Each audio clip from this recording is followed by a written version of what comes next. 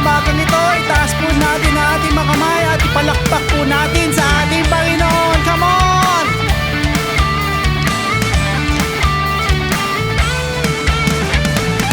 Righteous ruler of the nations, He's the God who gave us freedom. All the earth will rejoice. Let the people now shout for joy. Bless His name in the heavens. Let His power lead us all the way.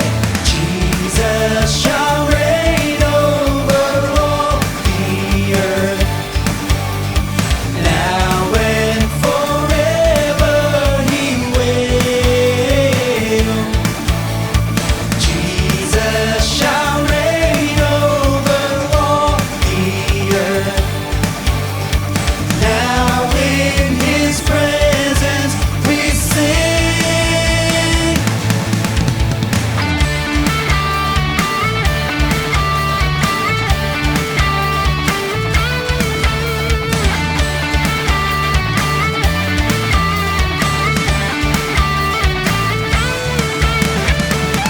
As His people bow before Him to give honor, power, and glory, we will wait for the Lord. We will wait till His kingdom come. Bless His name in the heavens. Let His power lead us all the way. Jesus shall reign over all the earth, now and forever He will. Jesus shall reign over all the earth, now in His presence we sing. Hallelujah! Let's praise the Lord! He will reign over all the earth.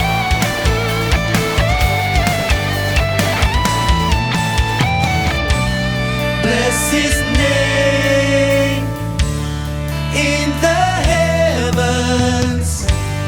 Let His power lead us all the way.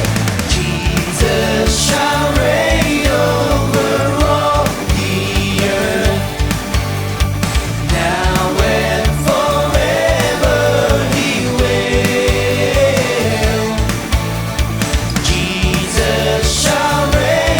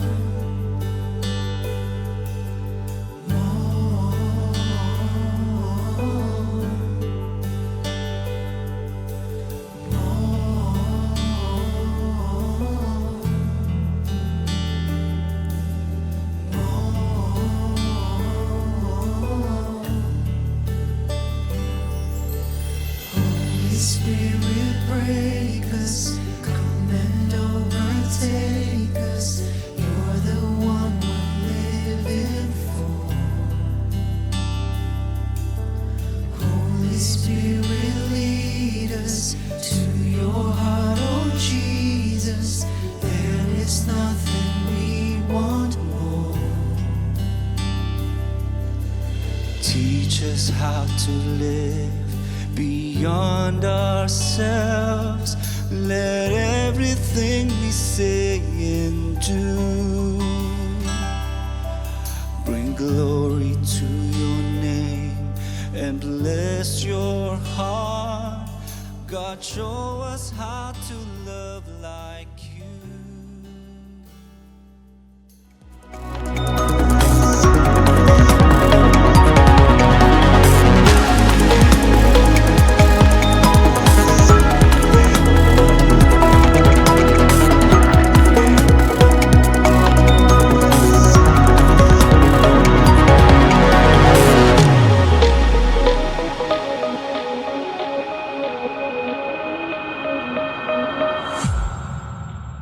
Alam ko po, noong mga nakaraang araw, marami tayong nakatagpong mga problema, pero binibigyan tayo lagi ng Diyos ng panalo.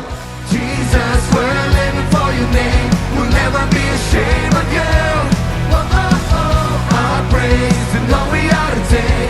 Take it all. Take it all. Lord, pengin bless mo ako sa 2026. Walang problema, my children, my child.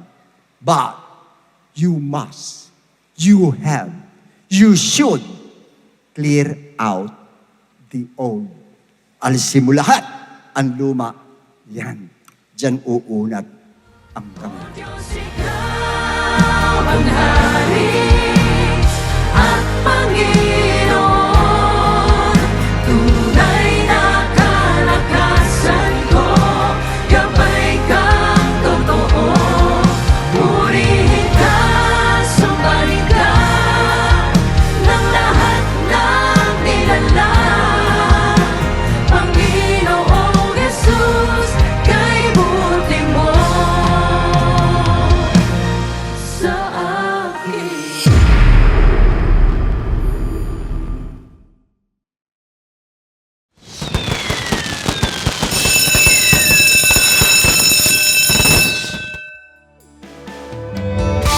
Maaari nasa hangin pa ako, di alam kung saan lang tungo.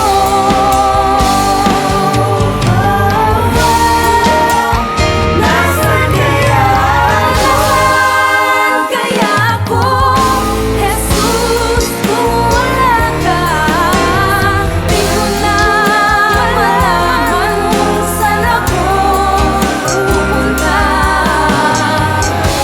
Maaari nasa hangin pa ako, di alam kung saan nasaan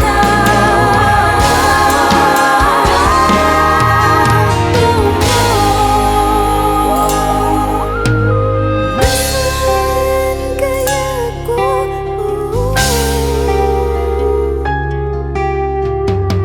Nasaan kaya ako?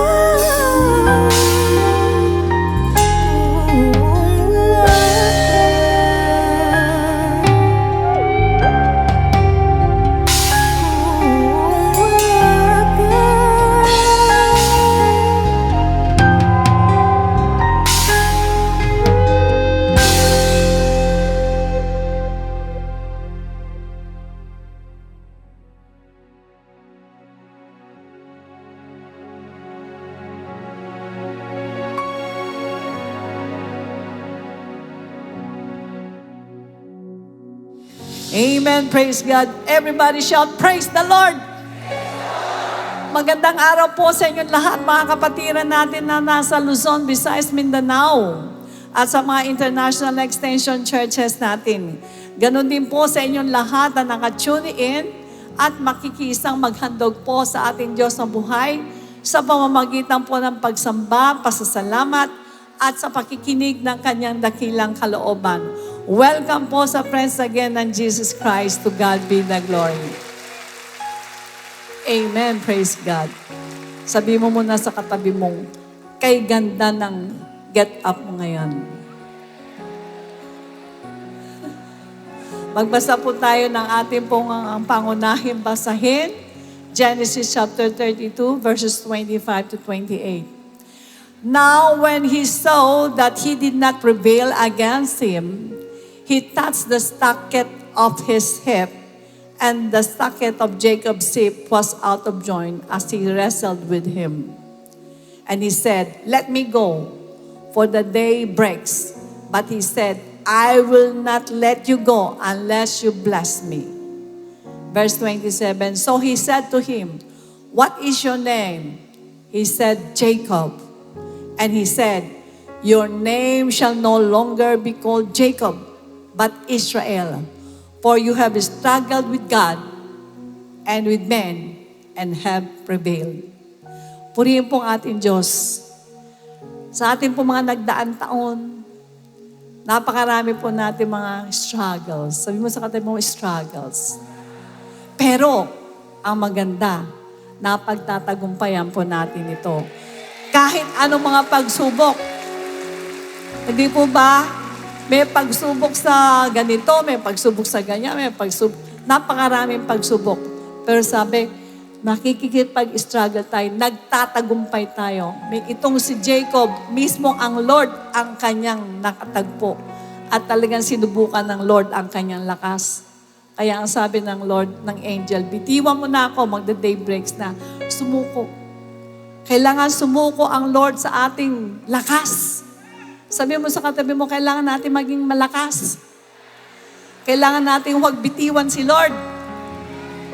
Para ano? Para mapalitan talaga ang pangalan mo. Imagine, si Jacob pinalitan ng Israel. Kailangan po yung pagkapalit ng pangalan natin. Ano bang pangalan pinalit ng Lord sa atin?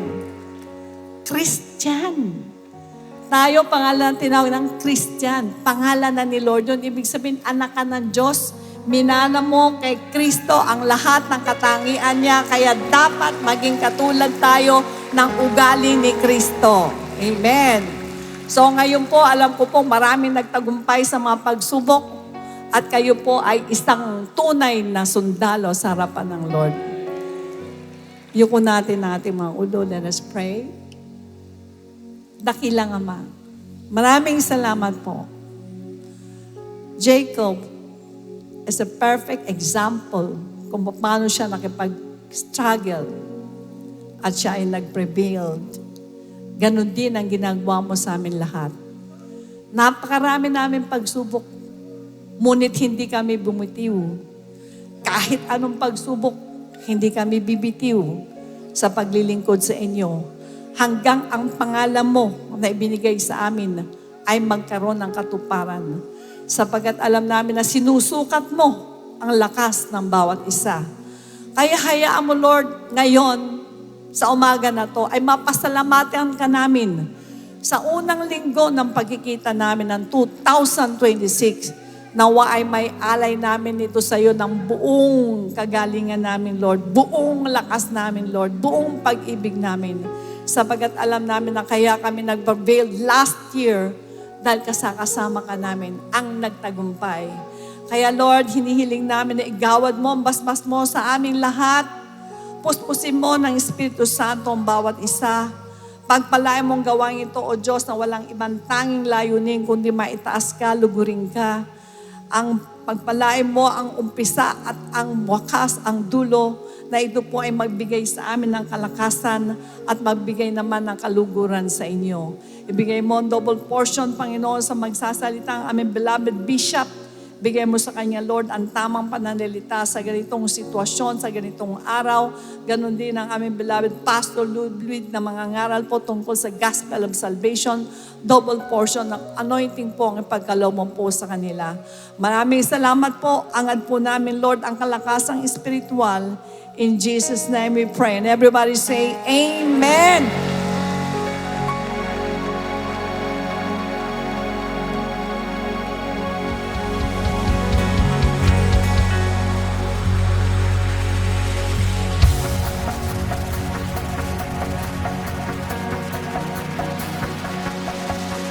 We're to the broken-hearted, keeper of every promise, love that's forever constant. You are, you are, you are.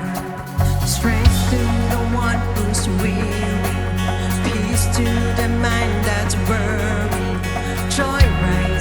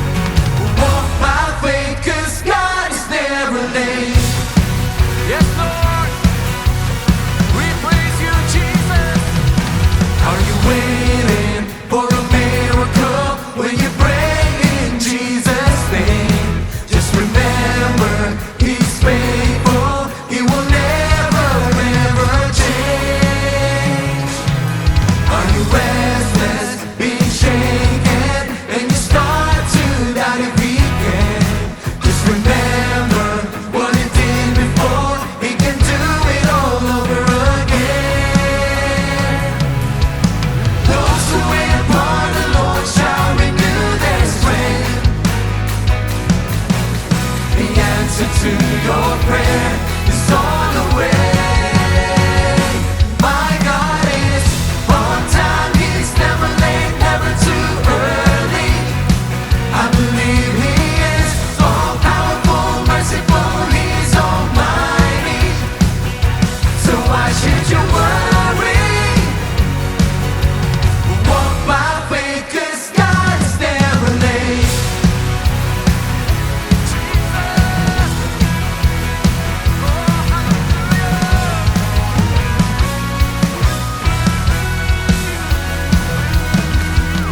Those who wait upon the Lord shall renew their strength. The answer to your prayer is on the way. My God is on time, He's never late, never too early. I believe He is all powerful, merciful, He is almighty. So why should you worry? Walk by faith, 'cause God is never late. On time, He's never late, never too early. I believe He is all powerful, merciful, He's almighty. So why should you worry? Walk by faith, 'cause God is never late. Walk by faith, 'cause God is never late. Walk by faith, 'cause God is never late. Walk by faith, 'cause God is never late.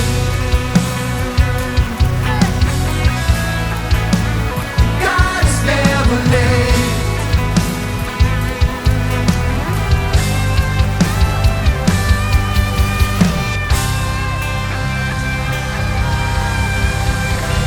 Oh, come on, let's worship the Lord.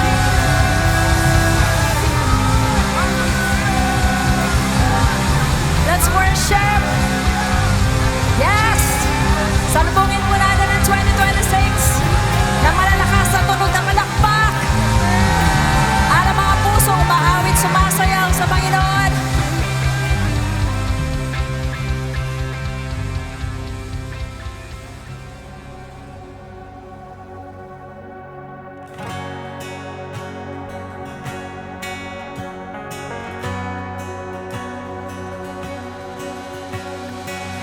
Who am I that the highest king would welcome me? I was lost, but He brought me in. Oh, His love for me. Oh, His love for me. Who the Son sets free, oh, is free indeed. I'm a child of God, yes I am. Realize He has ransomed me, His grace runs deep. While I was a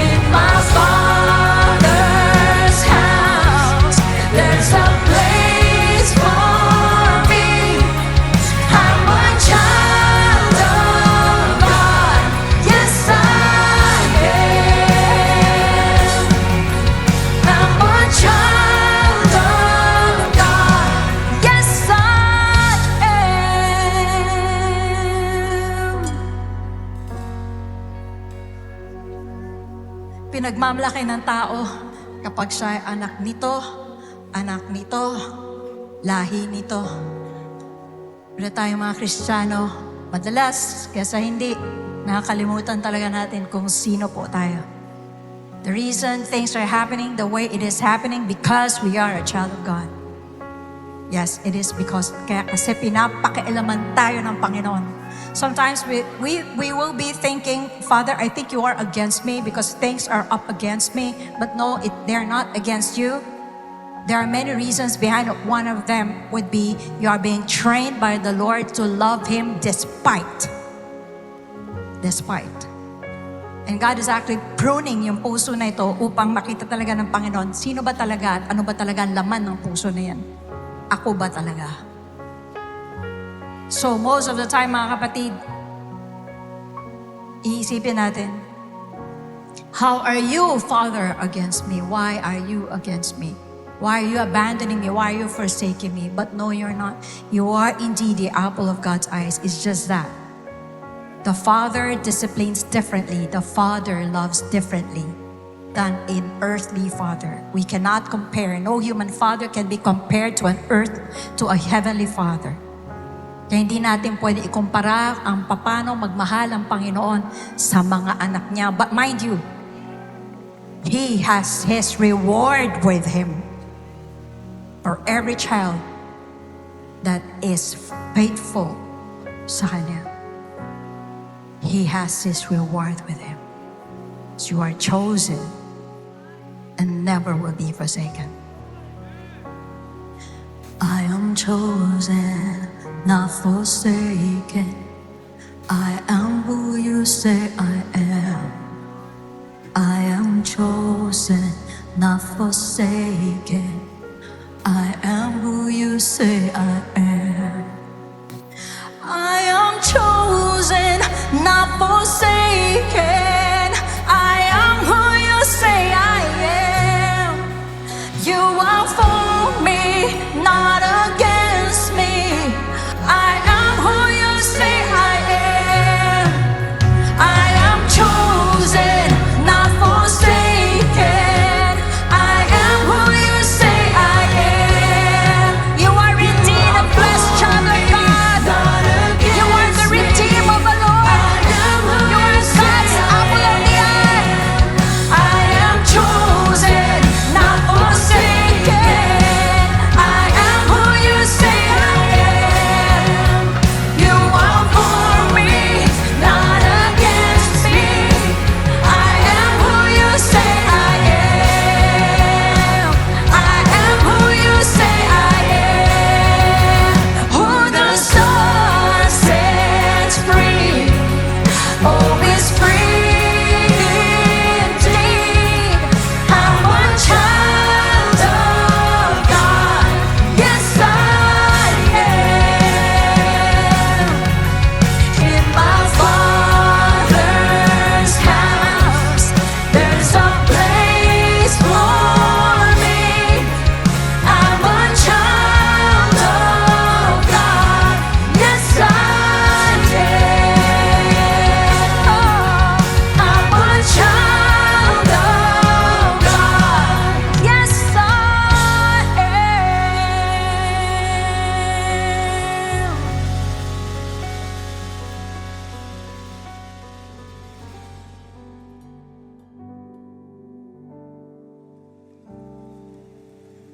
Okay, Happy New Year sa inyo lahat. At pagpalain tayo ng Lord. Okay, ngayon yung second part, ngayon natin tatalakayin yung last week po. Tungkol doon sa ating, you need to clear out the old to make the room for the new. Ito na po yung answer. Ito yung how. Paano ang gagawin natin po. The book of James, chapter 1, beginning from verse 22 to 24. But be the doers of the word, not hearers only, deceiving yourselves. For if anyone is a hearer of the word and not a doer, he is like a man observing his natural face in a mirror. For he observes himself, goes away, and immediately forgets what kind of man he was. And our subject today is entitled, The Mirror of Truth. Yuko natin, awalo natin, nagilang ba, salamat ulit. I-bless mo, Panginoon, ang lahat ng aming tatalakayin sa umagang ito. And please open our minds and our hearts, Lord, that we may be able, Lord, to comprehend your words. At tulutan mo, Lord, na ma-absorb namin ang lahat na sasabihin mo sa umagang ito, Ama, at anoint mo yung lingkod, O Diyos, patungo sa lahat na makikinig sa umagang ito. Salamat, Lord, and this we ask in Jesus' name. Amen and Amen. You may all be seated, please. Now, last week, we studied about how to obtain the blessings of God for 2026. But of course, according to God's condition. Now, we need to clear out the old to make room for the new. Aalsin lahat yung luma para pumasok ang bago. And that is to change our bad habit, our characters, bad behaviors, but mainly to turn from sins o kalimutan o ating pong talikuran ang kasalanan. And I'm convinced that all of us are willing and able to obey or to comply with God's condition. Gusto natin po magbago. Alam ko, lahat po tayo. Gusto natin at pinipilit natin magbago talaga. But the problem is, we reject or we refuse to take the road or the only road or way to be transformed or to be changed. Ayaw natin yung daan sa pagbabago, pero gusto natin magbago, pero yung daan ayaw po natin. Now, what is the only road to transformation or change? Ano yung daan na yon? And honestly speaking, I know that majority of us do not want to take this road. Ayaw natin ito. And we even refuse or reject it with anger. Kung minsan po nagagalit pa tayo pag ito, ginagamit po natin itong road na ito. And what is that only road to be transformed or to be changed? In the book of James 1:22 to 24. But be doers of the word, and not hearers only, deceiving yourselves. For if anyone is a hearer, pag kayo'y nakikinig ng Word of God and not a doer, hindi nyo sinasagawa, he's like a man observing his natural face in a mirror. Para ka lang humarap sa salamin, tinignan mo yung mismong mukha mo sa harapan ng salamin. 24, for he who observes himself goes away and immediately forgets what kind of man he was. Take note. What kind of man he was. Mirror ang pinag-uusapan, pero sabi rito, what kind of man he was. Now, in these verses, it shows that the Word of God is our mirror.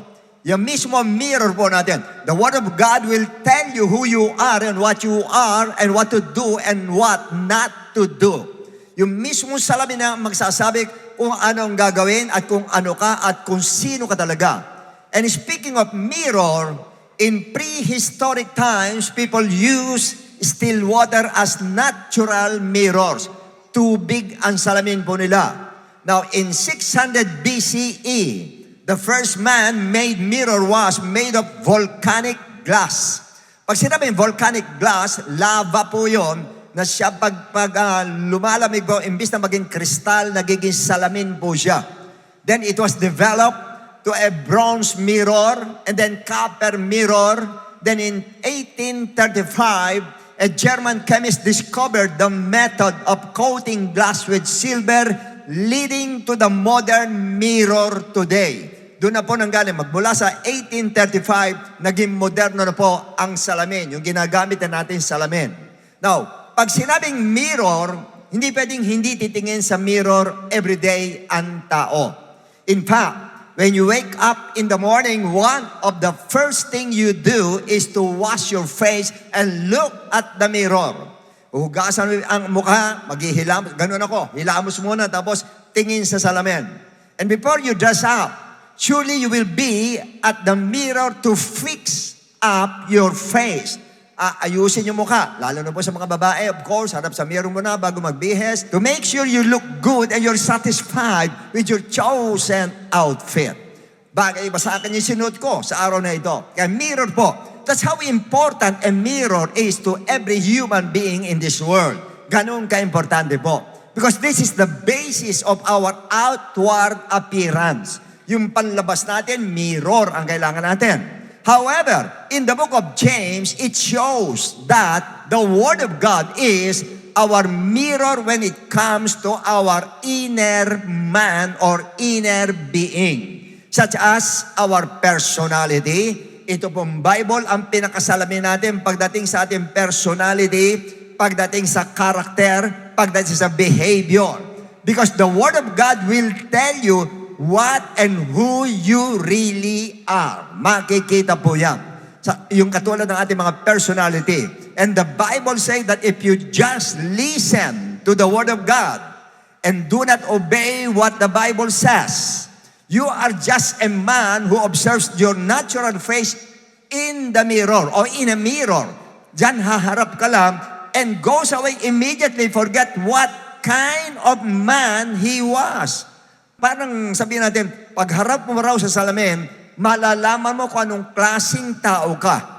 Di ba parang mali? Dapat pagharap mo sa salamin, malalaman mo kung ano itsura mo. Hindi itsura eh. What kind of man you are pagka humarap ka raw sa salamin. Why? Kasi sinasabing salamin, yung mismong Bible po. In short, the Bible is your best mirror as far as your inner man is concerned. Ito po ang pinakasalamin natin, ang Bible. But aside from the Bible itself, the Word of God also speaks literally, speaks and will tell you what kind of a person you are. In what way? 2 Chronicles 18:3-7. So King Ahab of Israel said to Jehoshaphat of Judah, will you go with me against Ramoth or Ramoth Gilead? And he answered him, I am as you are, and my people as your people. We will be with you in the war. Sasamahan kita, King Ahab. Yan ang sabi ni Jehoshaphat. Also Jehoshaphat said to the king of Israel, please, inquire for the word of the Lord today. Magtanong muna tayo sa Diyos. At yan ang gagawin nyo sa 2026. Lahat ng gagawin nyo, every major decision, magtanong kayo sa Lord through prayer po. At tutugon ang Lord. Sa isipan, tutugon ang ating Lord. And then the king of Israel gathered the prophets together, 400 men, and said to them, shall we go to war against the Ramoth Gilead, or shall I refrain? Kami ba'y lulusob o hindi? So they said, sabi ng 400, hey, go up, for God will deliver it into the king's hand. Unison sila. Yun ang sinabi ng 400 prophets. Verse 6, but Jehoshaphat said, is there not still a prophet of God here that we may inquire of him? Meron pa bang ibang propeta rito, hindi lang niya masabi yung magsasabi ng totoo? Dahil alam niya hindi totoo, sinasabi itong propetang ito. 7, so the king of Israel said to Jehoshaphat, there is still one man by whom we may inquire of the Lord, but I hate him. Hate, yung sinabing galit, I hate him. Because he never prophesies good concerning me, but always evil. Puro masama sinasabi, puro puna na lang sinasabi, puro correction na sinasabi, puro na rebuke sinasabi. Ayoko niyan, I hate him. Yun ang sabi niya. He is Micaiah, the son of Imlah. And Jehoshaphat said, let not the king say such things. In other words, itong si Jehoshaphat po ay naghahanap ng mirror na magsasalita kung ano ang totoo. Pero ayaw ni King Ahab. Ayoko ng mirror na yan dahil kasi yung mirror na yan nagsasabi ng totoo. Ang gusto niya yung mirror na anong klase? For information, there are 6 kinds of mirrors, spiritual mirrors. The one-sided mirror, the lying mirror, the quiet mirror, the broken mirror, the forsaken mirror, and the mirror of truth. Yun ang kailangan natin. Now, At ang mirror ni Ahab po ay yung gusto niyang kasama na nagsasabi sa kanya na magaganda para sa kanya. In other words, yung mirror mo, listen carefully, yung mirror mo, yung salamin mo, ay yung madalas mong kasama. It's either your friend, best friend, your brethren, yung ka-vibes mo, or your father, or your mother, or your brother and sisters in the flesh, or your husband, or your wife, or the one who preach every Sunday at the pulpit. Ako yung pinaka-salamin po ninyo. Yun yung mga mirrors na buhay, mirrors na nakakakita, nakakaramdam, at nagsasalita. Yung mirror na yan. Nakukuha niyo po ba? Lahat na may mirrors, magsabing praise the Lord. But the problem, ang isa sa choices natin always is the first mirror. The one-sided mirror. Yung magsasabi sa iyo ng ang bait mo, okay kang kasama, champion ka, andunong mo, mabait ka, maawain ka, mapagbigay ka. Lahat ng yan totoo. That's true. Lahat yan totoo. Pero, yun lang good points mo ang sasabihin niya. At hindi niya sasabihin yung masama mong ugali, hindi niya sasabihin. Kasi nakikinabag siya sa iyo. Takot siya sabihin ang truth sapagkat baka mawala yung favor o yung tulong niya sa iyo ay baka mawala. Kanya hindi niya sasabihin yan. Paano kang mababago kung ang mirror mo ay one-sided at hindi sasabihin ang negative side mo? Pag ganyan ang mirror mo, pag ganyan ang kasama mo, hindi ka mababago. At ang result is accountable siya sa sarili. Accountable ka sa sarili mo, accountable din siya sa sarili niya. Because in Ezekiel 3:17-18, ang sabi ng Bible, ginawa kitang bantay ng Israel. Kung sino man ang gumagawa ng mali, nagkakasala, masama ugali, sabihan mo, pag di mo sinabayan, mananagot ka sa akin. Kaya yung mga mirror na nagsasabing puro magaganda lang doon sa kaibigan niya, sa anak niya, sa tatay niya, sa kanyang kapatiran, puro maganda lang, hindi sinasabi talaga yung masamang ugali niya, ay may pananagutan ka. Gayon din naman sa James 4:17, may alam kang mabuti, hindi mo ginagawa, nagkakasala ka. Pwede mo siya sabihan, hindi mo ginawa, nagkakasala ka. Pagka ganon. At ang mabigat, yung second mirror, the lying mirror. Mas mabigat ito. 400 prophets, tsaka 450 prophets of Baal, 850 lahat yan. Yung prophet ni Ahab, sinasabing mananalo ka, yung pala matatalo siya. Yan po, sa atin meron din ganyan. Sinasabi, ang ganda mo, mabait ka pero hindi. Okay ka pero hindi. Gusto kang kasama pero sinusuka ka palang kasama. Mayroong ganun po na talaga sinasabi sa ganyan. Why? Dahil sa favor. Pag ganyan ang kasama mo, pero hindi ka na mababago. Never, never, and ever kang mabago. At ang mabigat, yung may danger po, pag may lying, yung pong mirror mo is a lying mirror. In 2 Chronicles 18:19, and the Lord said, ito nag-uusap sa langit to, ang Lord tsaka mga angels, who will persuade Ahab, king of Israel, to go up, that he may fall at Ramoth Gilead? So one spoke in this manner, and another spoke in that manner. Kasi ayaw ni Ahab ng mirror na nagsasabi ng totoo. Gusto niya yung false talaga. Ito, nagtanong ang Lord ngayon, sino kukumbisi sa inyo para maniwala pa siya ron sa lagang mga sinungaling na yon? Sabi niya, ako ika. And then the Spirit came forward and stood before the Lord and said, I will persuade him. Ako magpe-persuade. And the Lord said to him, in what way? Paanong paraan? Next. So he said, I will go out and be a lying spirit in the mouth of all his prophets.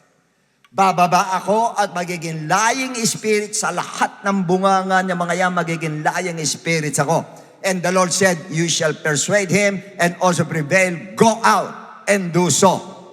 22. And therefore, look, the Lord has put a lying spirit in the mouth of these prophets of yours, and the Lord has declared disaster against you.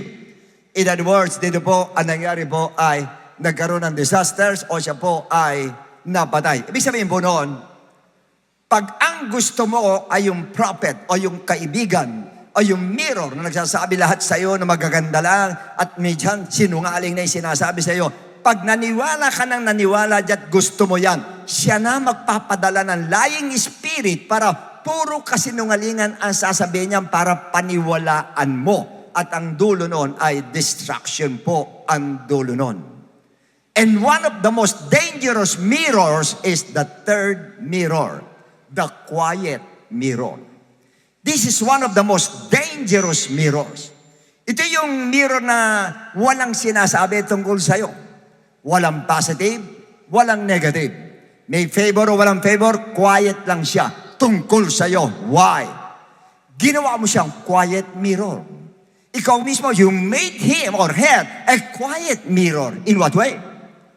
Alam niya kasi na hindi ka tumatanggap ng mistake. Hindi ka tumatanggap ng correction at negative comments sa pagkatao mo, ayaw mo nun. Kaya tumatahimik na lang siya. Kaya yung mirror mo, pinatahimik mo yung mirror kasi gusto niya maging mirror of truth. Gusto niya, pero nang sinabihan ka, nagalit ka pa, nainis ka pa, sangga rito, sangga doon. You even justify your mistakes and your bad behavior or character. Ayaw mo tanggapin talaga. Ano result? Naging quiet mirror na lang siya na walang silbi. Yan po ang pinakawalang kwentang kasama. Yung tahimik lang, may mali ka na, hindi pa rin kumikibo. Tama ginawa mo, hindi pa rin kumikibo. Lahat basta wala siyang gibo. Lalo na sa mali mo, wala siyang gibo. Walang kwentang kasama po yan. Ipapahamak ka po niyan. Nakukuha nyo ba?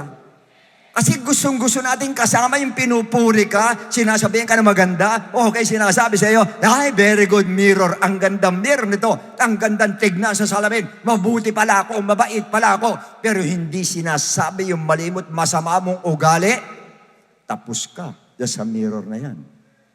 Kung ako ikaw, iwanan mo yung mirror na yan. Hindi mabuting mirror yan.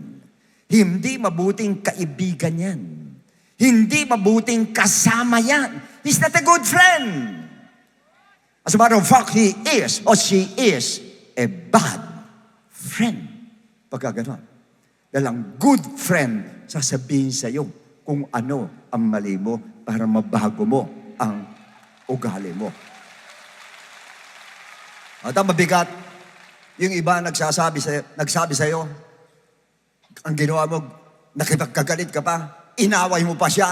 Kaya ang result ay the fourth mirror, the broken mirror. Winasak mo yung mirror mo. Binasag mo yung mirror mo. Ang result is bad. The result is not good. The result will be very, very bad result. Why? Pagkaharap ka, tahimik yan. Pero pagtalikod mo, idadaldal ka sa iba niyan. Imbis na sabihin ang mali mo sa iba, sasabihin ang ugali mo, kahinaan mo, why? Ayaw mong tanggapin. Kaya sa iba niya, sasabihin, quiet sa'yo, sa iba, madaldal yan. Alam ko marami sa inyo ang dumadanas ng ganyan. Hindi makapagsalita sa'yo, kaya sa iba ngayon, nagsasalita yan. Sa iba ka, binobroadcast niyan. Kaya lumalakad ka sa kalye, para kang walang ulo, dahil hindi mo alam, pinag-uusapan ka na ng buong iglesia. Dahil doon sa ugali mo. Yan ang danger ng quiet mirror. Nauunawaan nyo ba? Ba't parang tahimik ulit tayo? Bagong taon ngayon, ngumiti tayo. Yeah. And besides, how can you be transformed? How can you be changed? Pag ang kasama mo, either the one-sided mirror, the lying mirror, the quiet mirror, the broken mirror, there's no chance to be changed. Wala pong chance. Nakita mo si Ahab? He quieted the mirror of truth. Si Micaiah, pinatahimik niya. Hindi niya kinausap, hindi niya pinapatawag. And the words, he even slapped him on the face in front of Jehu. Sinampal niya sa harapan ni Jehoshaphat. And he put him in prison. Pinatahimik niya talaga yung kanyang mirror, pinakulong niya talaga para tahimik na. The mirror, binasag niya ang mirror niya. The result is not good. The result, he received the judgment of God instead of victory and blessing. Hindi blessing tinanggap niya. He was killed in that battle. Why? He broke his own mirror. Binasag niya. Tandaan niyo, each one of us, bibigyan ka ng mirror ng Lord para magsabi sa iyo kung ano ang mali mo, kung ano ugali mo, kung ano ang dapat mong baguhin. Bibigyan ka. At meron ka. Sigurado yun. Tinan mo yung katabi mo. Maaring yan. Maaring hindi yan. Maaring naiwan sa bahay. O maaring kagalit mo na sa ngayon. And those are the reason why we don't change and transform. Why? You don't want to clear out the old to make room for the new. Ayaw mong bigyan ng pagkakataon pumasok yung bago dahil binabasag mo yung salaming binigay sa iyo ng Lord. You prepare a one-sided mirror, a lying mirror, a quiet mirror, until you break your mirror. Tapos you keep on praying, Lord, please change me, change me, change me. Change me, binasag mo yung mirror. Paano ka mababago? Nilayuan mo yung mirror, binasag mo yung mirror mo na binigay ko sa iyo para mabago ka. Huwag niyo hintayin ng Diyos, mababa rito, magsasalita siya, anak, ito gawin mo, hindi na. Sa Word of God, mangungusap siya. Pag hindi ka nakuha sa Word of God, tao ang gagamitin sa iyo. Magsasabi sa iyo ng ugali mong hindi maganda. Tao, naintindihan po natin. And the most dangerous mirror is the forsaken mirror, which is those preachers who stand as mirror of truth. They don't compromise the truth, but they have the courage to shout it with boldness at the pulpit. Sinisigaw yung truth talaga, katulad sa atin po. They don't want to listen to our preaching. They even speak against us, against our preaching. And even some members decided to leave the church. Umaalis iba sa atin. Why? Because they cannot bear the mirror of truth. Hindi nila matagalan yung katotohanan. Pag sinasabi ko ang truth, they cannot bear it. They cannot digest it. Hindi nila makain talaga yung salita ng Lord. Why? 2 Timothy 4:2-4, Tagalog. Ipangaral mo ang salita ng Diyos. Pagsikapan mong gawin yan, napapanahon man o hindi, himukin mo. Pagsabihan ang mga tao. Pagsabihan ang mga tao. Pagsabihan ang mga tao. Tumayo ka dyan bilang mirror nila at palakasin ang kanilang loob sa magitan ng matiyagang pagtuturo. Why? Sapagkat darating ang panahon at dumating na nga ang panahon. Hindi na sila makikinig ng wastong katuruan. Ayaw na ng tamang turo. Ayaw. Sa halip susundin nila ang kanilang hilig, maghahanap sila ng mga salamin na walang ituturo at walang ipapakita, walang sasabihin, kundi yung lamang gusto nilang marinig. Naghahanap ng sariling salamin itong mga ito. Next. Hindi na sila makikinig sa katotohanan. Ayaw nila ng mirror of truth. Makikita yung sarili nila na masama sila. Ayaw nila ng ganon. Sa halip ay babaling ang kanilang pansin sa mga alamat. Para nga naman malayo sa ugali, sa alamat tayo. Maghahanap sila sa YouTube ng either quiet mirror, compromising mirror, and will forsake the mirror of truth. Why? Masakit eh. The truth is painful. The truth is hard to bear. The truth is hard to digest. Mainly for those who refuse to change or to be transformed. Lalo na yung mga taong ayaw talaga magbago, hindi matatanggap ang katotohanan. But the truth is they know. Please listen carefully.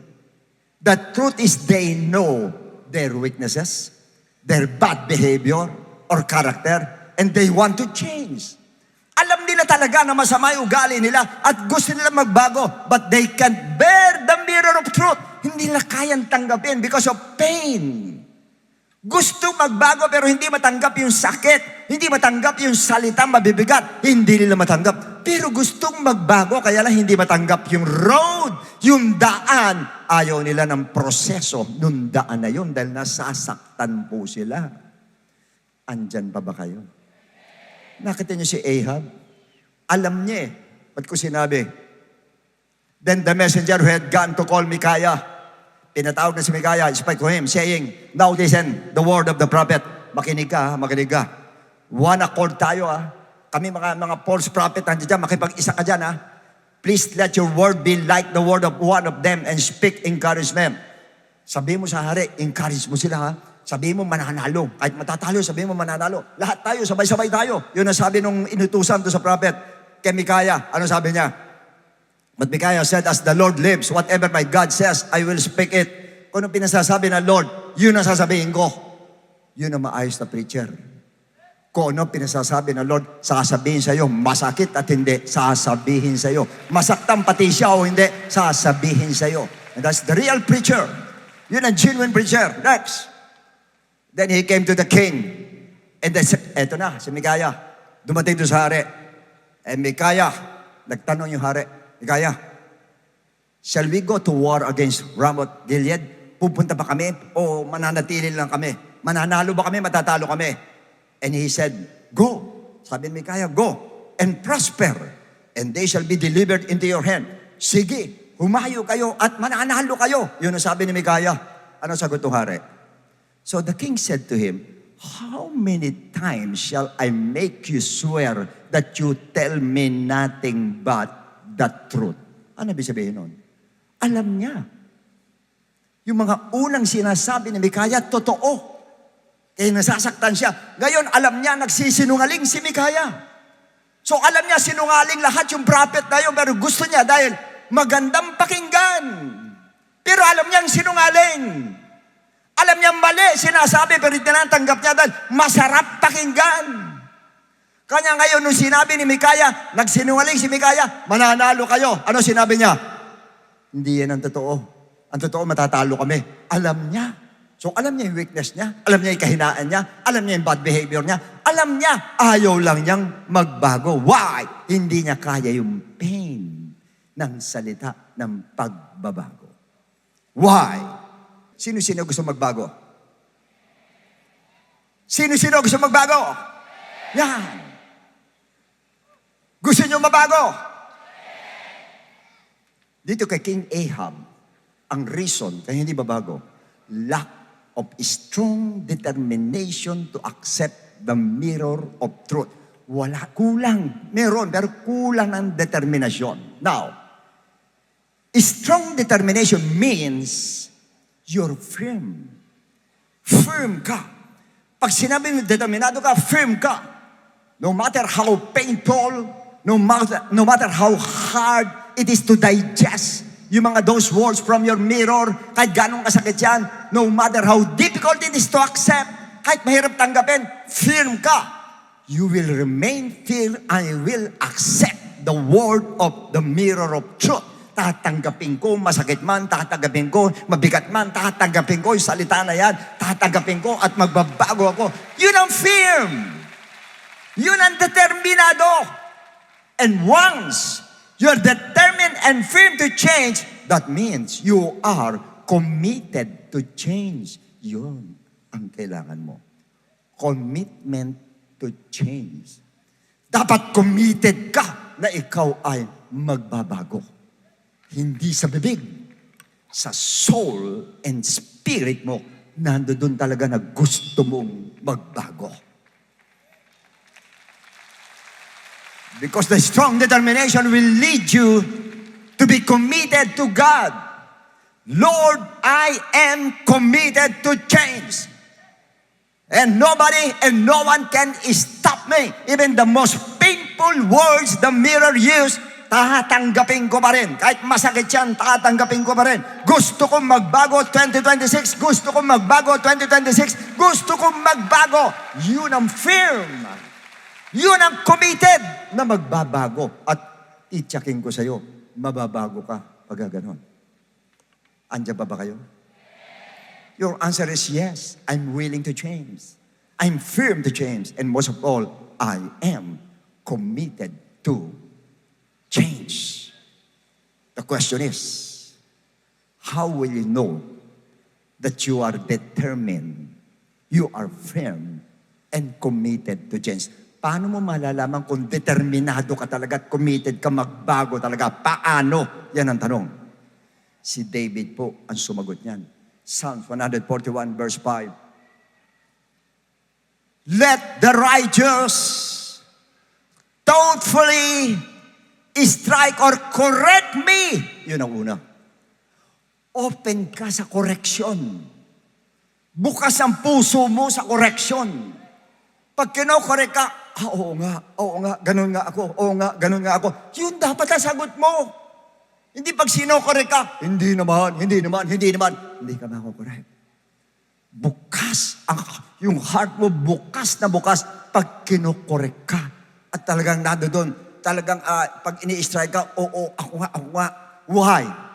Ang katuwiran mo, it is a kindness. Kabutihan yan. Pag kinokorek ka, kabutihan yan. And done to encourage my spiritual maturity. Doon ka mamamature sa pananampalataya pag kinokorek ka. Dahil mabuti yan. Dahil kasi namamature ka sa faith, nababago ka pag ganon. Lahat na masama nawawala sa'yo. Yung mabuti ang pumapalit sa'yo. Mabuti yan. Yung ba tingin mo sa correction? Kung yun ang tingin mo sa correction, that is good. Mabuti ang correction, maganda ang correction. Pero pag yung tingin mo dyan, criticism, tapos na. Hindi ka mababago. It is the choices anointing oil on the head. Oh, grabe. Pag ako sinasaway, do you know what is the meaning of anointing? Pag sinabing anointing, tatlong area po.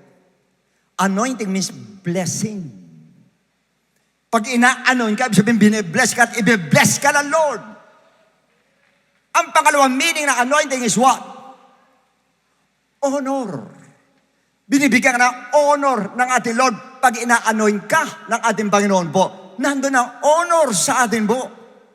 Everybody shout, praise the Lord. At guidance ang binibigay ng Lord sa atin pag ina-anoint tayo ng Lord. Kaya gustong-gusto ni David, sinasaway siya. Sa kanya, yung review kung saway sa kanya, very good, anointing. Ito naman, ina-anoint na naman ako ng Lord. Yun po dapat. Kaso lalo yung mga kabataan sa atin, pag sinasaway, eto na naman to, sabay na naman ito, pambira ito, parang plaka sira ito, paulit-ulit ito. Ay, hindi ka mababago. At sa atin yung iba, pag sinasabihan ka, alam mo sister, ito problema mo May pa lang May, hindi ako ganyan. Tapos na. Wala ka anointing. And that's the reason why yung anointing ng Lord sa'yo hindi nagmamanifest. Dapat ang anointing ng Lord nagmamanifest sa atin because we are all anointed by God. As long as you are baptized with the Holy Ghost, you are anointed by God. Nasa atin ang anointing ng Lord because you are baptized with the Holy Ghost. Pero yung manifestation ng anointing, wala sa atin. Why? You reject correction. You reject your mirror, the mirror of truth. Ayaw mo ng mirror of truth. Hindi mo madadama ang anointing ng Lord. Pero once na nagpapakorek ka, grabe ang anointing ng Lord. At yung pang magsalita ka, grabe. And you can always feel the presence of God nasa iyo. Kasama mo ang Lord. Matadama mo, kasama mo ang Lord. And everything is fine. Tsaka magaan. Pakiramdam mo, magaan. Ang pakiramdam mo, pirme. Kahit may kabigatan, magaan pa rin. Why? Because of the anointing of God. Di ba sinabi ng Book of Isaiah, the anointing of God will break the yoke. Yung yoke mo na mabigat, gumagaan pag nandun ang anointing ng ating Lord. At yung anointing na yun ang oil ng the oil of correction. Kino-correct po tayo. Pag nagpa-correct ka, yan, parang oil na dadaloy sa atin po yan. At dapat lahat tayo dinadaluyan ng anointing ng oil dahil baptized tayo ng Holy Ghost. Everybody shout, praise the Lord. How I wish na sana ina-absorb natin yung pinag-aaralan natin. And next, this is the God's anointing oil on the head. Let my head not refuse to accept, acknowledge, and learn. Tatlo. Pag kinokorek ka, you have to accept, you have to acknowledge, you have to learn from it. Dapat ay, una, tatanggapin mo ang pagkokorek. Pangalawa, i-acknowledge mo na kinokorek ka. Very good, ako ay kinokorek ako ng Lord. At may natututunan ka.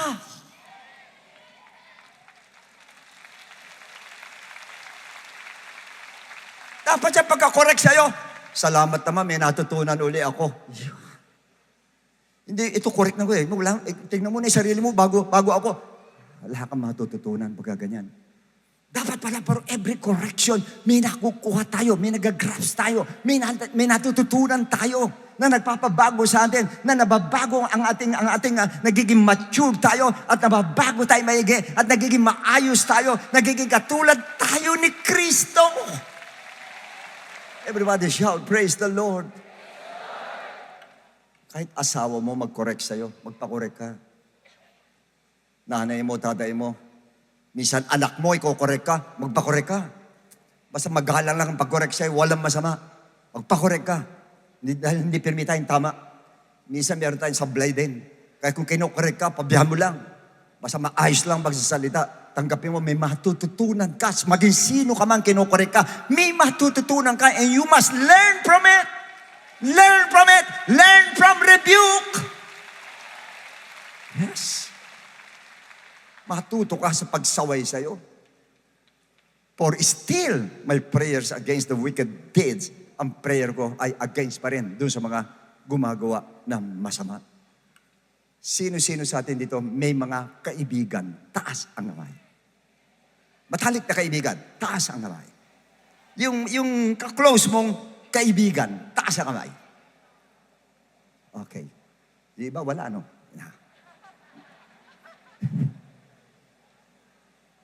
May tao pala walang kaibigan. My friend, no man is an island. Hindi ka pwede mabuhay mag-isa. Kailangan may ka-close ka. Yan ang tatandaan ninyo. Tapos sinabi ng Lord, Abraham is my friend. Si Abraham mismo, kinaibigan ng Lord. Ikaw wala kang kaibigan. Pag wala kang kaibigan, lahat yan, puro kaaway mo. Eto si kaibigan. Sino may gustong tunay na kaibigan? Yes. Eto siya. Next verse. You can trust a friend who corrects you. Mapagkakatiwalaan mo ang kaibigang tinutuwid ka. Nakukuha niyo ba? Kaso yan ang ayaw natin kaibigan, yung nagko-correct. Yan iniiwasan natin. Gusto natin kaibigan, sasabi permi sa'yo, okay ka, maganda ka. Bless ako sa'yo, kasi mabuti kang tao, kasi matulungin ka, kasi magain ka. Pag sinasabi mo, alam mo, ang problema naman sa'yo, yung ugali mo lang, baguhin mo, gano'n ka, ayaw mo na. Why? Ayaw mo ng tunay na friends. Ayaw mo. Ang gusto mo ay yung lying friend. Ang gusto mo ay yung compromising friend. Masamang friend yan. Hindi po mabubuting friend, yung mga friend na hindi sinasabi sa iyo kung ano mali mo. Hindi mabuting friend yan. Bad yung friend na yan, pagkaganyan po. At itutulak kayo niya sa hindi maganda. Darkness, at tutuluyan natin yan. Ang pinaka-the best yung friend na sasabihin sa iyo ng maayos na paraan, with love, sasabihin sa iyo, alam mo, sister, brother, nasa iyo na lahat. Karang nasa iyo na talaga. Ang problema mo lang, ito lang. Baguhin mo lang ito. Sister, halos perfect ka na, kaibigan. Halos perfect ka na. Huwag kang magalala. Sasapan natin, pepray natin, mabago mabago. Wala kang gagawin kundi, oo nga eh. Gusto kong baguhin. Pag ganyan ang sagot mo, antindi niyan. Mababago ka, my friend. Mababago ka. At pagka ganon, tunay yung kaibigan mo. At yan yung kaibigan na pwedeng pagkatiwalaan. Ang mga kaibigan na tahimik, yung quiet mirror, hindi pwedeng pagkatiwalaan yan. Why? Hindi mo yung nasa loob niyan. Hindi niya masabi kanya sa iba niya sasabihin yan. Sinabi ko na sa inyo kanina, kaya hindi trustful pagka ganon ang friend. Ang friend po maganda pag sinasabi sa inyo ng maayos kung ano mali mo. Yan ang trusted friend na tinatawag. Who corrects you? But kisses from an enemy are nothing but lies. Sino yan? Yan yung mga hindi nagsasabi sa'yo, pero beso-beso ng beso-beso yan. Ay, Pero hindi sasabihin sa'yo kung ano mali mo. Anong tawag dyan? Enemy. Ang tawag ng Bible dyan. Kasi ayaw sabihin ang truth sa'yo. Dinadaan ka sa beso-beso. Beso-beso, beso-beso. Isang araw, beto-beto na yan. Bahay. Hindi sinabi sa'yo ang totoo. Sino pa ang tunay na kaibigan? Yung mapagkakatiwalaan. Next, ano pa? Next. Wounds made by a friend are intended to help. Pag sinasaktan ka ng kaibigan mo dahil sinasabi sa'yo ang totoo, tinutulungan ka niyan. Ibig sabihin, pag hindi sinasabi siya ang totoo, hindi ka sinasaktan, hindi ka nasasaktan, sinasabi niya, hindi ka niya tinutulungan, binabaon ka niya. Nakukuha niyo ba? Iyan ang mga tunay na kaibigan. Yan naman ay iniiwasan natin. Ayoko kasama yan, sasaktan na naman ako niyan. Ayoko niyan, nakaka-heart ako pag kasama mo yan eh. Ayoko ng ganyan. Mag-iingat kayo sa TikTok. Meron doon mga sabihin natin mga sinasabi, gusto mo ikaw ng piso ka, alagaan mo ang piso mo, layuan mo yung mga tao. Parang ibig sabihin, mga nagko-correct sa'yo, layuan mo. Hindi yun. Ang hanapin mo, yung mga taong masasaktan ka nga, pero tutulungan kang magbago.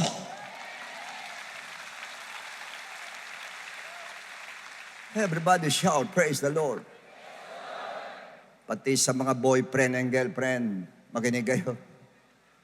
Pag ang boyfriend and girlfriend mo, walang sinasabi, kundi okay ka, maganda ka, ganyan ka, pero hindi sinasabi mali mo, that's not a good boyfriend, that's not a good girlfriend. Hindi po. Dapat alam mo, girlfriend kita, mahal kita, kailangan baguhin mo ito. Ayaw ng Lord ng ganyan, ayaw ng Lord ng ganon, ayaw ng Lord ng ganito, ayaw ng Lord ng ganyan. Yun ang mabuting boyfriend. Yun ang mabuting girlfriend.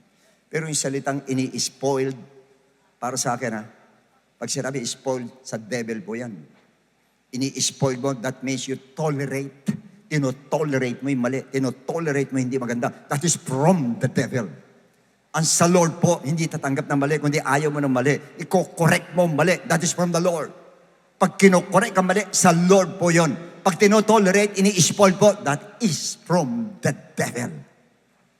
Sa devil yan, hindi po sa Diyos po yan. Hindi po pagmamahal yan. Pag ini-spoil nyo, anak nyo, asawa nyo, boyfriend mo, girlfriend mo, ini-spoil mo, sa devil yan. Hindi sa Lord. And that is not love. That is not love. Kung tutuusin, hatred yan eh. Para kang galit sa kanya dahil binabaon mo siya para hindi siya magbago. Yun ang ibig sabihin yan. Nakukuha niyo ba? Kaya sinasabi, mahal na mahal kita, kanya ayaw kitang saktan. That is not true. Ang sabi ng Hebrew 12:5, sinasaway ko at sinasaktan ko ang minamahal ko. Ganun magmahal ang Lord. Sasaktan ka.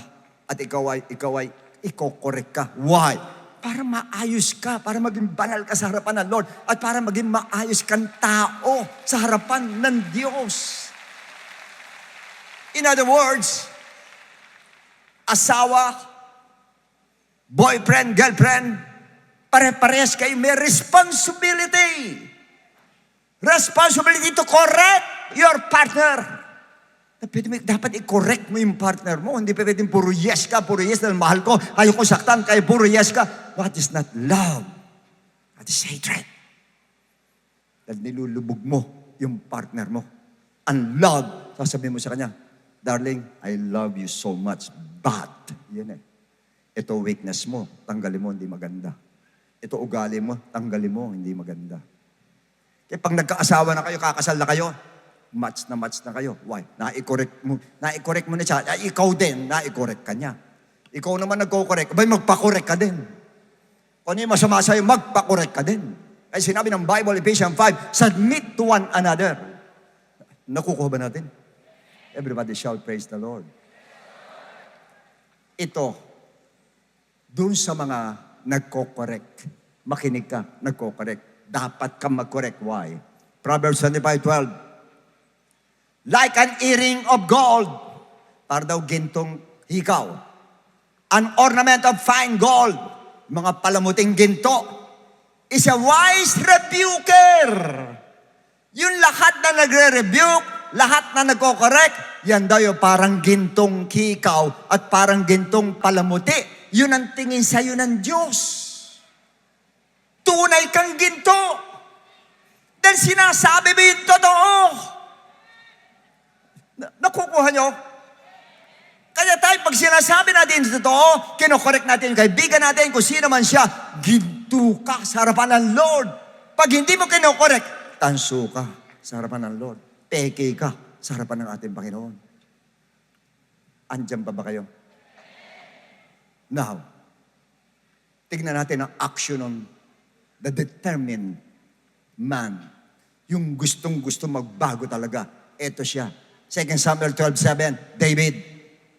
And then later said to David, sinabi, may isang lalaki, gano'n, lahat, kinuha lahat.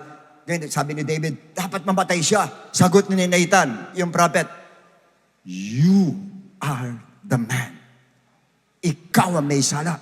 Ikaw ang may kasalanan. Ikaw yung masama ugali. Ikaw hindi maganda behavior. Ikaw yon. Ano sagot niya? Next verse, 13. Then David said to Nathan, I have sinned against the Lord. Nung sinabi sa kanya, ikaw may kasalanan? Yes, I am. Nung sinabi sa kanya, ang sama ng ugali mo? Yes, I am. Nung sinabi sa kanya, hindi maganda pag-ugali mo, hindi maganda mga salita mo? Yes, I am. Why? Yun yung determined, yun yung firm, yun ang committed magbago pag ganun ka. Amin agad pag ganun po. Because the determined Christian knows that correction means God is leading you to light out of darkness. Ang determinadong Christian magbago, alam mo na nililid ka ng Lord sa ilaw, palabas doon sa kadilimang kinalalagyan mo, sa masamang ugaling kinalalagyan mo, nilalabas ka, dinadala ka sa ilaw, dinadala ka sa light. That's why in the book of Psalms 119:105 says, your word is a lamp to my feet. Yung salita mo ay ilaw sa aking paa. A light to my path.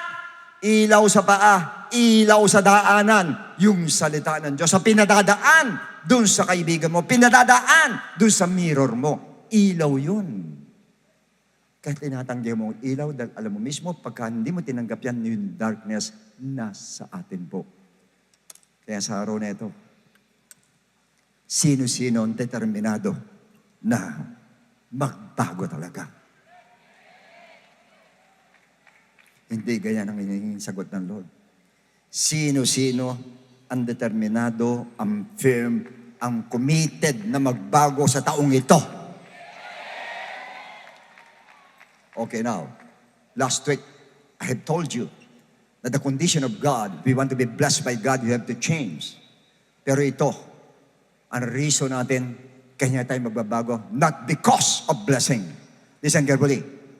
Magbabago tayo not because of blessing. Magbabago tayo to please God and to glorify God. Yun ang gawin po natin. Kasunod lang ang blessing po sa atin. Everybody shout, praise the Lord. Yan ngayon ang gagawin natin po. Lahat ng willing magbago, mamaya po pagtayo natin, yung lahat ng willing magbago, lahat ng willing magpakorek, bubuksan natin ang ilaw po natin para pumasok ang liwanag ng kabutihan sa ating puso po. Shall we all stand please? Tumayo po tayong lahat.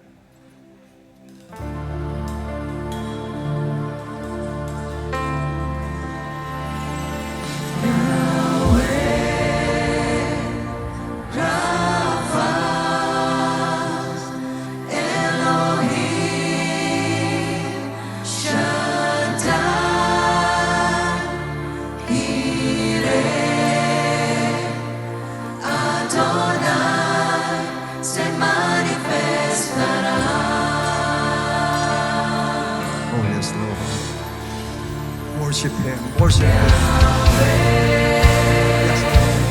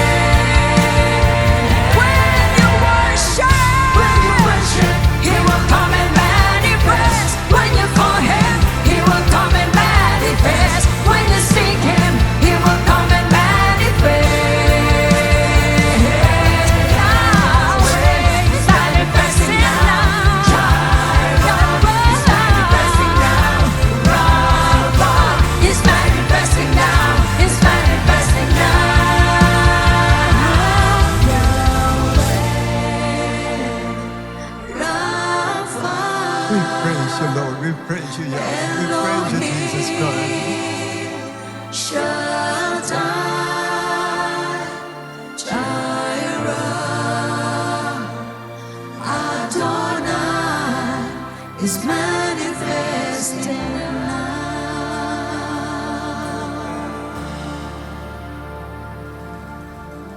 Oh, hallelujah. We praise you, Lord. We praise you, Lord. We praise you, Lord. We worship you, Lord. Diyos na nasa langit. Hawak namin ang mga ilaw na ito, Panginoon. Ito po ang simbolo, Panginoon, na gusto namin ng liwanag, Lord. Ito po ang simbolo na gusto namin magbagong buhay, Panginoon, sa taong ito, Lord. Gusto namin mawala yung lahat ng masamang ugali namin, O Diyos. Mawala lahat, Panginoon ko, yung mga bagay na hindi maganda sa amin, Panginoon ko. Ituwid mo kami, Panginoon. Sawayin mo kami, Panginoon. Gumamit ka ng tao, O Diyos, bilang salamin namin, O Lord. Upang makita namin, Panginoon, ang aming puso. Makita namin kung sino ka talaga kami, Panginoon ko. At tuluta po, Panginoon, na maging masunurin kami, O Lord. Tanggapin namin ang mga pasaway mo, Lord. Tanggapin namin, Panginoon ko, ang mga pag-correct mo sa amin, Diyos. Tanggapin namin, Lord. Ang reason namin, Lord, hindi po dahil sa blessing lang, Panginoon. Ang number one reason namin, gusto namin malugod ka, Panginoon. Gusto namin, Panginoon ko, na ikaw'y masiyahan sa amin, O Lord. At mga katulad namin, ikaw, Panginoon ko, na katulad ni Kristo, Panginoon ko. Diyos, iunat mong kamay mo sa amin lahat, Panginoon ko. At tulutan mo, O Lord, padaluin mo ang power ng Holy Spirit mo sa amin, Lord. Dahil hindi namin makakaya kung wala ang power ng Espiritu Santo mo, Diyos. Tulutan mo dumaloy sa amin para sa aming pagbabago, makatulong sa aming pagbabagong buhay, Panginoon ko. Samahan mo kami, Lord. Tulungan mo kami, Lord, para sa taong ito, mabagong buhay namin, Panginoon ko. Sapagat ito, Panginoon, ang panlaban namin sa kasamaan ng mundo, Panginoon. Sila'y nagpapakasama, kami magpapakabuti, Panginoon ko. Kami magpapakaayos sa harapan mo, Panginoon ko, upang labanan ang lahat ng kasamaan sa mundong ito, Ama. Gawin mo kami lahat ng ilaw ng sanlibutan, Panginoon. Katulad ng ilaw na hawak namin, Panginoon. Ito po'y magsilbing ilaw sa amin na pirmi namin hawak, Panginoon. Pirmi kaming ganito, O Lord, na may ilaw kami pirmi. Saan man kami pumunta, O Diyos, saan man kami nandoon ay nag-iilaw kami. Iilawan namin ang lahat na nandun sa kadiliman, Ama. Gayun din po, Panginoon ko, itong ilaw na hawak namin ay simbolo, Panginoon, para mawala ang lahat ng kadiliman sa aming buhay, Panginoon ko. Mawala ang kadiliman, Panginoon, ng financial problem, Panginoon. Kadiliman ng karamdaman, Panginoon. Kadiliman ng kabigatan sa buhay, Lord. Kadiliman, Panginoon, ng problema, Panginoon, sa buhay, Lord, ay mawawala sa pamagitan ng ilaw na ito, Panginoon ko. Na ilaw na simbolo mo, Panginoon ko. Ikaw ang ilaw na sa libutan, Lord. Ilawan mo lahat ang dilim sa aming buhay, Panginoon. Gawin mo liwanag lahat ang dilim sa aming buhay, Lord. Tanggalin mo ang dilim sa aming buhay. Dito mo sa taong 2026, Panginoon. At ito'y pinaniniwalaan namin, Lord, Lord. At ngayon palang pinasasalamatan ka na namin, Lord. Salamat po sa ilaw na ito. Salamat po, Panginoon ko, sa aming pagbabago, Lord. Salamat po sa tulong mo, Lord. Salamat po sa salita mo, Lord. Salamat po, Panginoon, sa blessing na binigay mo na sa amin sa taong ito, Lord. Salamat po, Panginoon. Salamat po, Diyos. Salamat po, Lord. And this we ask in Jesus' name. Amen and amen. And stretch your hands, Lord. Basbasan mo lahat, Panginoon. Binibigay ko ang bendisyon sa kanilang lahat, O Diyos. Ang bendisyon mo, O Diyos. At umaasa ako ng tagumpay sa kanilang buhay. Sa taong ito, Lord. Tagumpay sa taong ito. Tagumpay sa taong ito. Tagumpay sa taong ito. Tagumpay sa taong ito. Praise the Lord. Glory to God. Salamat Diyos, salamat Lord, salamat Diyos, salamat po Panginoon ko.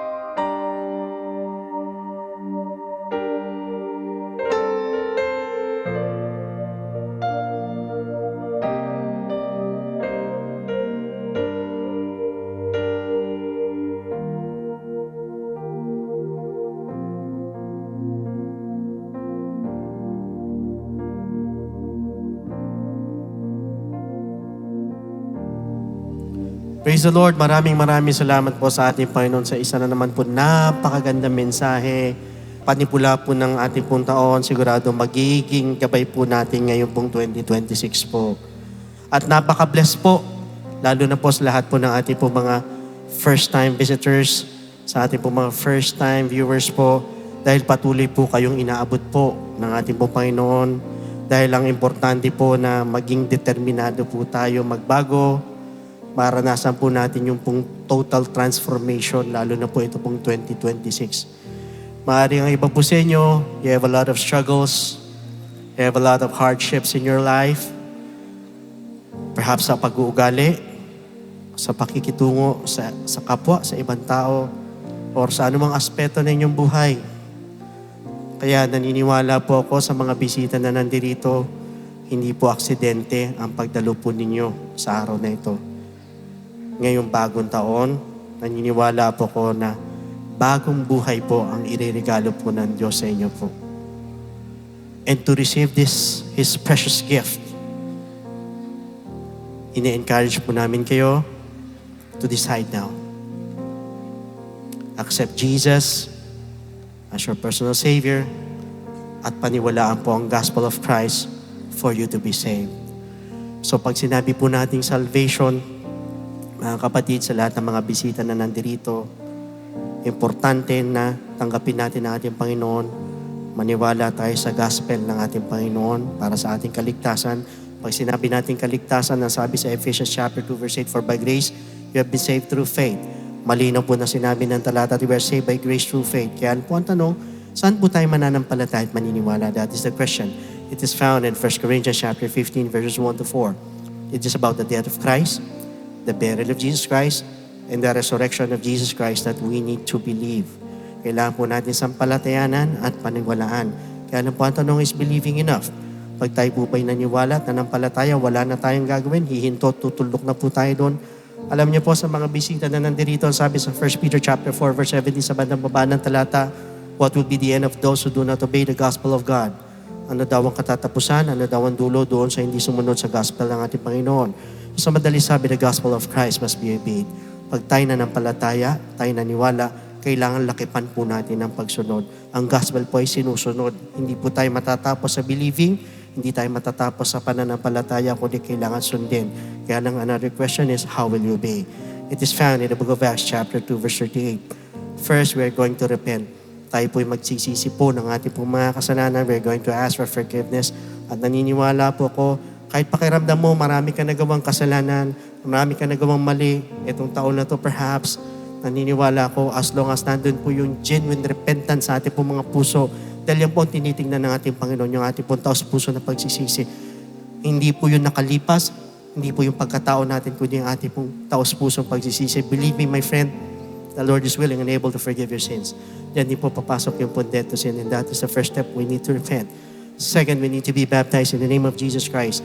Tayo naman po ibabautismon sa tubig, ilulubog po tayo sa tubig in the name of Jesus Christ po yan. Ang sabi po sa Romans chapter 6 verse 4, therefore we were buried with Him through baptism into death, that just as Christ was raised from the dead by the glory of the Father, even so we also should walk in newness of life. So madali sabi, we need to be baptized in the name of Jesus Christ. Why? Because that water is the type of the blood of the Lamb that takes away the sins of the world. Hindi po ito pag-aalis ng dumi ng katawan, kundi ito po yung paglilinis at pag-aalis po ng ating po mga kasalanan. So kung una, siya'y namatay, tayo naman po magsisisi, papatayin naman po natin ating po mga kasalanan through repentance. Second, siya naman po inilibing, tayo naman po ililibing naman po natin ating po mga kasalanan through water baptism. Now the third day, He rose again, siya'y nag-resurrect, tayo naman po tatanggap or we are going to receive the gift of the Holy Spirit. And once we receive the gift of the Holy Spirit, dyan po papasok ang ating po transformation at regeneration. Sa madalit sabi, tayo magbabago na po na nabanggit po sa Romans 8:11, ganyan po sa Titus chapter 3 verse 5. In fact, once we receive the gift of the Holy Spirit, we're also receiving power. Power saan? Sa lahat ng mga bisita na nandirito, aminin nyo man hindi, we all have weaknesses. Maliit na kahinaan, malaking kahinaan pa rin yan. Kung minsan binipilit natin magbago, isa, dalawang buwan, pero bakit sa mga susunod na panahon bumabalik tayo sa dati? Kasi po, sarili lang po natin. Perhaps you have bad habits, pangit na attitude, pinipilit mo magbago, pero pabalik-balik, hindi ka magbago lang lubusan. Sarili lang natin. But once you receive the gift of the Holy Spirit, yan po yung sinasabi natin, power to overcome all our weaknesses. At yan din po yung magpapaalala po sa atin para makasunod po sa kalooban po ng ating Panginoon. So take note, ito po tatlong bagay nito yung kailangan magandang po sa atin. First, we need to repent. Second, we need to be baptized in the name of Jesus Christ. And third, we need to receive the gift of the Holy Spirit. And that is what we call the good news. And that's the gospel of Jesus Christ. So at this moment, sa lahat ng mga bisita na nandito, pwede po pa naiyuko natin ang ating po mga ulo. Close your eyes.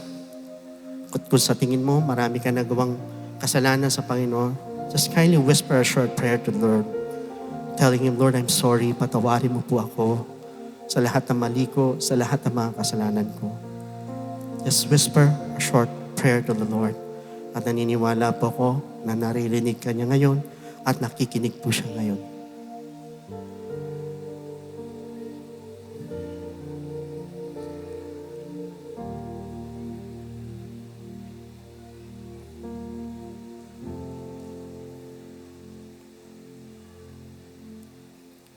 At habang nakayuko po ang inyong mga ulo, nakapikit ang mga mata, pwede po bang itaas po ninyo inyong dalawang kamay bilang tanda ng pagsuko sa ating Panginoon at tayo po sa likod, tumayo po tayong lahat. Tapat natin yung kamay po natin sa kanila. Sa mga bisita, please repeat after me with this prayer. Habang binabanggit nyo mga salitang o panalangin ito, andun taos puso na tayo po nagsisisi. So please repeat after me. Panginoong Jesus, Panginoong Yesus, lumalapit po ako sa iyo malapit po ako sa iyo bilang isang makasalanan. bilang isang makasalanan. Patawarin mo po ako Tawarin mo po ako sa lahat ng aking mga sa pagkakamali lahat ng aking mga pagkakamali at pagkukulang. pagkukulang. Sa oras na ito, Sa oras na ito, tinatanggap po kita tinatanggap po kita bilang sariling bilang tagapagligtas sariling tagapagligtas. at tinatanggap po kita Tinatanggap po kita bilang Diyos ng aking bilang buhay. Diyos ng aking buhay. Naniniwala po ako Niniwala po na ako ikaw ay namatay, ikaw ay namatay, ikaw ay nilibing, ikaw nilibing, at sa ikatlong sa araw ikatlong araw ay nabuhay na ay magmuli. nabuhay na magmuli. Tulungan mo po ako Tulungan mo po ako makapagsimula makapagsimula ng bagong buhay. bagong buhay. At idagdag mo po ako Dag mo po ako sa iyong kaharian. sa iyong kaharian. Maraming salamat po Maraming salamat sa pangalan ni po Jesus. sa pangalan ni Jesus. Amen. Amen. Praise the Lord. Yan po ang first step. Para sa pangalawang step po, on your right po, yung pong green flag na yun, pwede po kayo sumunod doon sa lahat ng mga bisita po na nandito. Sunod lang po kayo doon sa green flag. May explain lang po sa inyo further po. Sige po. Praise God. Palakpakan po natin ang ating Panginoon. Samantalang sa atin naman po mga first-time viewers, you may contact us or message our Facebook page para po magpa-schedule po ng water baptism. So meanwhile, here's beloved Pastor Norma for the offertory and announcements. So God bless every one of you and to God be all the glory.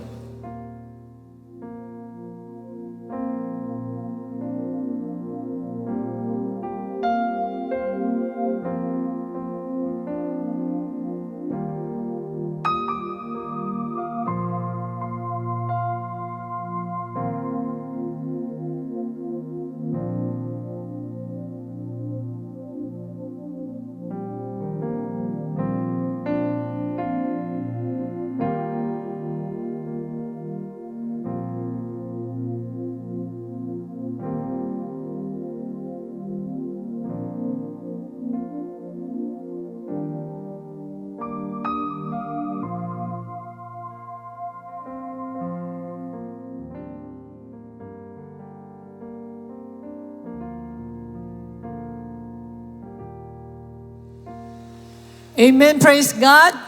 Thank you, Pastor Lud, sa mensahe ng kaligtasan at ganoon din sa ating beloved Bishop na patuloy pong ginagamit ng Panginoon para po tayo po ay pakainin ng pagkain spiritual. Ngayon po ay dadako po tayo sa ating pong offertory. Matthew 10:41. He who receives a prophet in the name of a prophet shall receive a prophet a reward. And he who receives a righteous man in the name of the righteous man shall receive a righteous man's reward. Purihin po ang ating Diyos. Tunay nga po na napakahirap po na maging propeta ng Diyos, di po ba? Siya po yung nagbibigay ng katuruan ng ating Panginoon. At walang great prophet po na ibinigay ng Lord sa atin, kundi ang ating Panginoong Heso Kristo. Na kanyang pagkapropeta ay sinasalim po sa mga tao na hinirang niya upang ang kanyang ministry ay hindi maputol. So kapag merong reward ang isang prophet, yung prophet na yun ay magkakaroon din ng reward. Kaya para sa ating lahat, Walang ibang prophet na ibinigay ang Lord sa atin. The last prophet na magtuturo sa atin ng buong katotohanan. At kinakailangan po na ibigay natin sa Kanya ang lahat ng kapurihan. Ngayon, ang pagkakataon na tayo po ay magbibigay sa ating Lord sa Kanyang gawain. Pero ngayon, napakarami natin kasi yan ang resulta ng ating ministry, ng G-Code ministry natin. Meanwhile, for complete details of our online giving, please refer to the ways and means to give dyan po sa ating AVP. Maraming salamat din po sa mga kapatiran walang sawang sumusuporta sa ating mga gawain. Kaya bago tayo manalangin, sabihin mo sa katabi mo, kailangan na makita mong salamin ay ang mirror of truth. Tanggapin natin kung ano ang pinasasabi ng Lord sa isang tao na nakakakita ng kamalian mo. At huwag tayong magagalit. Iyuko natin ang ating mga ulo. Let us pray. Dakilang Ama, maraming salamat po. Truth, Lord, na nahirapan kaming tanggapin ang pagsaway mo sapagkat lagi kaming nandoon sa mirror of lying. Sa mirror na kung saan ay hindi titingin na maganda sa mga nagagawa namin.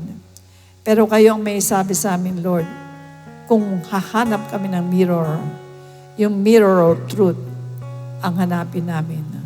Sapagkat bakit po? Iyan ang magtutulak sa amin, sa aming pagbabagong buhay. You have given us a perfect example si David, Lord, na para sa kanya, ang pagtutuwid ng isang taong matuwid ay isang anointing sa kanya. Na ito'y magpapabago ng kanyang buhay. Kaya Ama, sa aming lahat, sa taong ito, baguhin namin ang aming mga buhay. Huwag kami magagalit kung may gagamitin ka para ituwid ang mga mali naming kapamaraanan sa pamumuhay. Napakarami pong dumaranas ng kapighatian, ng kahirapan dahil po sa, hindi po sila tumitingin sa mirror of truth. Ang lagi lang nilang tinitingnan ay ang kanilang mga sariling gawa. Spirit, mirror of lying ang nakikita nila. Kaya Ama, sa pagkakataong ito, Diyos, tulungan mo po kami na palagi kaming nadudoon sa katotohanan upang ang salita mo ay magbigay sa amin ng tamang landasin. Iunat mo ang iyong mapagpalang kamay ngayon 2026, Lord. Lalo mong pag-ibayuhin ng wisdom na binibigay mo sa inyong mga anak upang katagpuin at bigyan solusyon ang mga problemang dumarating sa harapan niya. Ganon din ang katawang lupa, Lord. Isa lamang po itong katawang lupa namin. Bigyan mo rin kami ng wisdom kung paano namin aalagaan ang katawang lupa na to upang magtagal kami sa mundong ibabaw na to na magamit mo kami mightily sa pagpapalaganap ng mabuting balita. Napakarami pa po ang hindi po nahasikan ng salita ng Diyos ng katotohanan kung paano po ang kaligtasan. Kaya ginto, jewels, ang bawat isa sa inyong harapan. Kaya gawad mo ang basbas mo, Lord, at patuloy na pagpalain. Tulungan mo po, O Diyos, na matutong tanggapin ang lahat ng mga bagay na itinuturo mo. Tinataas din namin, Lord, ang lahat ng mga kaluluwa na lumapit sa harapan. Huwag lamang po sila ngayon, kundi sila po ay magpatuloy sa pakikinig ng salita ng Diyos. Ang pamilya ay tinataas namin sa iyo, O Lord. Huwag mo paubaya sa lahat ng gawa ng kaaway. Sinirebuke namin, Lord, ang spirit of destroyer, Lord. Ganon din po ang lahat ng mga bagay na gustong iparating ni Satanas sa buhay ng bawat isa. Hinahadlangan namin po ito sa pamamagitan ng aming prayer, Lord. Kayo naman ang may sabi na manalangin kayo na huwag kayong pahintulot sa mabibigat na pagsubok. Kaya Ama, patuloy na pinapanalangin ng aming bansa, aming beloved President, ang mga nasa pamunuan, bigyan mo sila ng katalinuhan kung paano po nila pagyayamanin ng bansang ito at pananatilihin ang peace and order. Sa iyo po namin binabalik ang lahat ng kapurihan, basbasan mo rin, Lord, ang lahat ng mga pananalapi, Lord, na ipinagkaloob ng iyong mga anak upang suporta sa gawain mo. Sa iyo po lahat ng kapurihan. In Jesus' name we pray. And everybody say, Amen. Amen. Praise God. The Lord bless and keep you, and make His face shine upon you, and and be gracious to you and lift up his countenance upon you and give you peace. God bless you, and to God be the glory.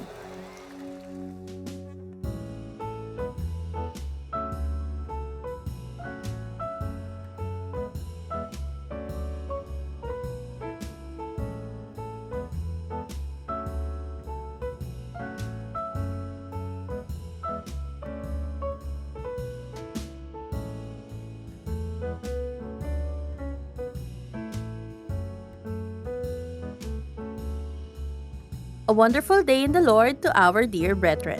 May we kindly have your attention as we share these important reminders. You may kindly refer to these complete details for online giving and Bible study offerings.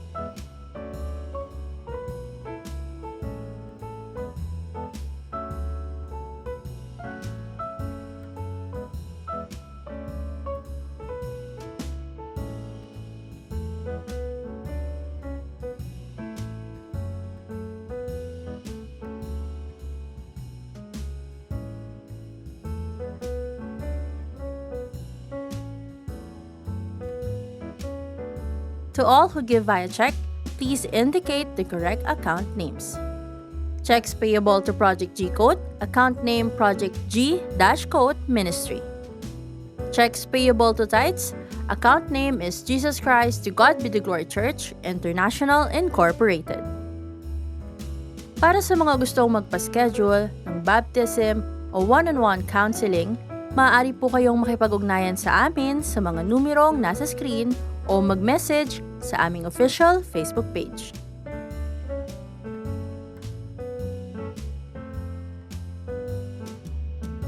We're excited to bring you these church updates to help us all stay spiritually filled. We invite you to our on-site worship service this Sunday and experience the steadfast love of Christ through the Word of God. Happening on January 18, 10 a.m., venue to be announced. As we move forward into the new year, please take note that our church's online activities such as My God Connection, Servants Force Devotion, General Bible Study, Prayer Warriors, and JET will resume on week of January 18. We are excited to gather again as one body in Christ, ready for another year of worship, growth, and service. Prepare your heart and plant the Word of God so the fruit of the Spirit may grow gracefully in us. Join us for congregational fasting and prayer this Saturday, January 24, 9 a.m., venue to be announced.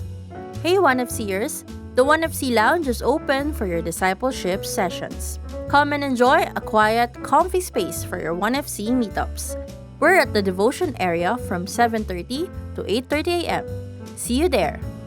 We're happy to announce that One Following Christ has officially launched its Facebook page. Stay informed about the church's discipleship program, be encouraged by stories of transformation, and join the hashtag Happy Community of OneFC. Scan the QR code or visit facebook.com/OneFC Discipleship. Stay connected with us. Follow JCTGBTG's social media pages today and help boost our online presence. Subscribe to our official YouTube channel. Don't forget to comment, share, and like our online preaching and IDO4 music videos. Connect with us on Facebook and Instagram, and discover meaningful quotes and messages by following us on X and Threads. Follow the official TikTok accounts of our church and IDO4 for more inspiring content. We're also excited to introduce our broadcast channels on Facebook and Instagram. Stay updated on the latest church events, announcements, and reminders. Just scan the QR code to join. Be blessed as you listen to your favorite praise songs and be moved through heartfelt worship wherever you are. Listen to IDO4 songs anywhere you like. On Shuffle TV via A to Z Channel 11, on Monday to Friday at 5 a.m., and on Saturday and Sunday at 6 a.m. Or via Light TV on Channel 33, Monday, Wednesday, and Friday at 12 noon, and Saturday and Sunday at 6 p.m. Listen to IDO4 on One Radio. Stream IDO4 anytime on Spotify, Apple Music, Deezer, Amazon Music, and more. Hey there, medical professionals! Use your skills to serve with compassion and make a difference in the lives of others. We are looking for medical volunteers to join our G-Code ministry, especially during our medical missions. If you're interested, please message Sister M. Medina through the number on the screen or visit our Bethesdan booth every Sunday. Put your God-given gifts to work for His glory. Join the Servants Force today. Volunteers and SF workers are especially needed for the Comrades team. Sign up via the QR code, website, or at the information booth every Sunday.